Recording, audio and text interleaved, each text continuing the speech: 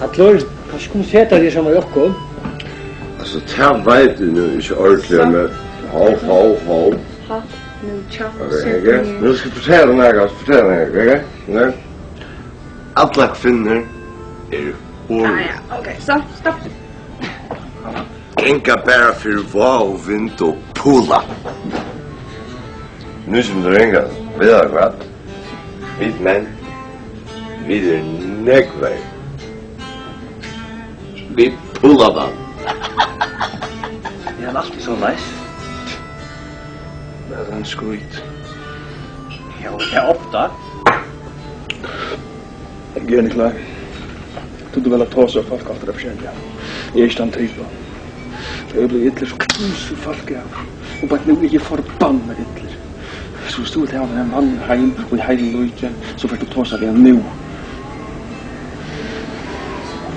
Och jag är helt som att komma till havna för att spela gitarr.